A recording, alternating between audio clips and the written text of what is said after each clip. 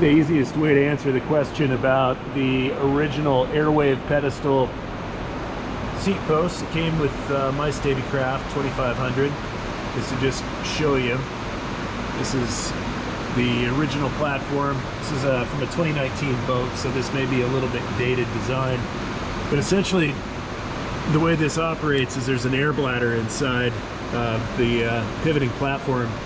The pivot is just a simple X, and this air bladder compresses under duress. What we've found is that it's supposed to be about 2 inches of travel, but when it's fully inflated, according to the manufacturer's recommendations, it's pretty tough to achieve that full 2 inches unless it's a really hard hit.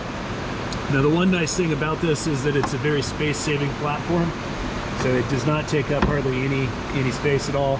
And it's kind of nice because you can actually, all of that downward momentum is directed into the air bladder. Now, the seat attachment for your standard stock seats is just a 4-post clamp here that hooks into a standard Springfield slider. One of the issues we ran into on both of these seats is that the rotating arm stopped functioning shortly after we got the boat. And really, the inside of these it's just a plastic bushing, so you're going to have breakdown. You see the black plastic shavings inside from just general wear and tear and movement. So it's not really super durable. Compared to the upgrade here, these are the Shockwave S5.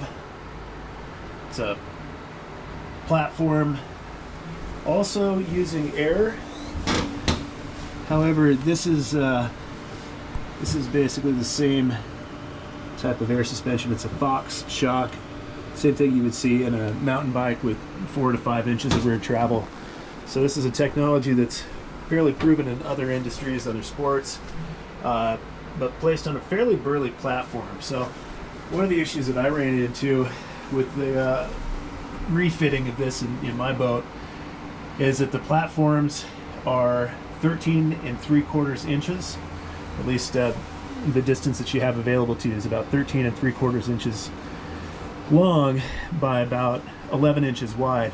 And these platforms from Shockwave obviously are a little bit bigger than that. So they're 14 inches by 10.5 inches wide. So they fit widthwise without any issue. However, I had to have mine hang over the back ever so slightly, about, well, I think that's about 1 3/4 inches. But you can see that the mounting hardware was, we're able to get a good connection there. And then it's just a standard, one of the newer Springfield attachments. It fits on a 12x5 standard seat platform. So again, you're using just a standard bicycle shock pump to adjust your overall pressure, just like the originals. But these do provide a much more compliant